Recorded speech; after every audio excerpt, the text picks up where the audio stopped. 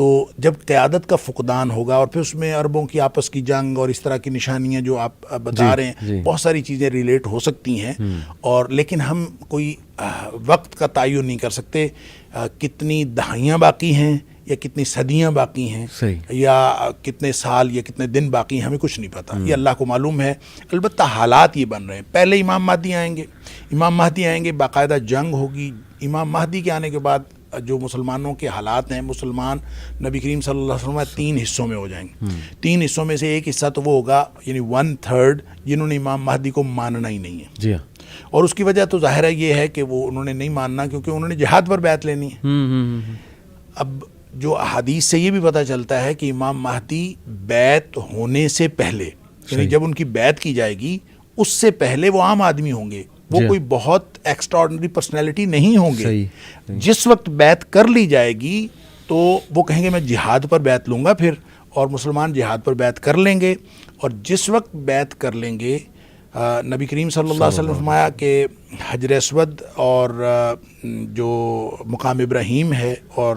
جو زمزم کا کنواں ہے اس کے درمیان میں، یعنی آپ سب کہہ لیں کہ تقریباً کعبہ کے دروازے کے سامنے،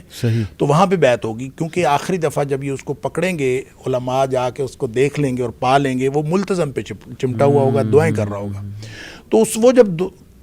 بیعت کر لے گا تو حدیث کے الفاظ ہیں فَيُصْلِحُ اللَّهُ فِي لَيْلَةٍ، اللہ کریم ایک ہی رات میں اس کے اندر صلاحیتیں پیدا کر دیں گے۔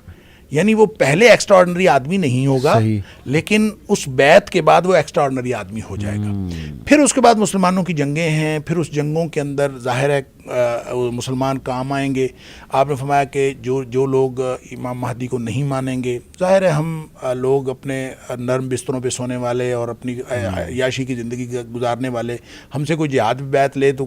1000 دفعہ خیال آتا ہے کہ یہ جھوٹا ہی ہوگا، اللہ تعالیٰ معاف فرمائے، تو اسی طرح کی کیفیت ہوگی۔ پھر جب وہ لوگ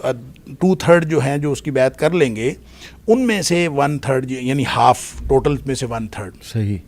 وہ شہید ہو جائیں گے۔ نبی پاک صلی اللہ علیہ وسلم نے فرمایا کہ ان سے بہتر روئے زمین کا کوئی اور شہید نہیں ہوگا۔ پھر جو ان میں سے بچ جائیں گے وہ اہل ایمان ایسے ہوں گے کہ ان کے ایمان کو کوئی اور چیز پھر ڈگمگا نہیں سکے گی، تو ان پر پھر دجال آئے گا، پھر دجال کے ساتھ اس کی لڑائی، اور پھر حضرت عیسیٰ علیہ السلام کا جو نزول، اور پھر یہ ساری چیزیں، یعنی سیکوینس یہ بنتا ہے۔ اس لیے جو لوگ ریلیٹ کرتے ہیں، جو آپ نے سوال کیا ان ماڈرن چیزوں کو، تو ماحول کے اعتبار سے ریلیٹ کرنا اس میں کوئی حرج نہیں ہے، کیونکہ یہ دجالیت کا ماحول ہے۔ یہ کہہ دینا کہ یہ دجال کے لیے ماحول تیار ہو رہا ہے درست ہے، یہ کہہ دینا کہ یہ چیز بھی اس دجالیت کے ماحول کے لیے یہ دجالی تہذیب کی ہے، ہو سکتا ہے، کیونکہ ہر چیز کے اندر دجالیت آہستہ آہستہ بڑھتی جا رہی ہے۔ تو وہ جو چھوٹے موٹے دجال آئے، جو آتے رہے، اور ایک حدیث میں آتا ہے کہ 29 یا 30 آئیں گے، اور ہر شخص اپنے آپ کو رسول بھی سمجھے گا، تو وہ بھی آتے ہوئے پتہ نہیں اب تک کتنے گزر چکے ہیں، ابن سیاد سے لے کر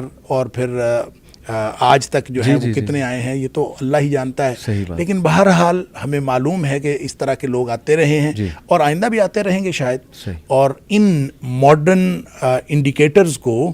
دجالی تہذیب کے ساتھ جوڑنے میں کوئی حرج نہیں، لیکن بطور دجال ان کو دجال نہیں کہنا چاہیے، یہ دجال کے معاون، یعنی یہ معاون ہیں،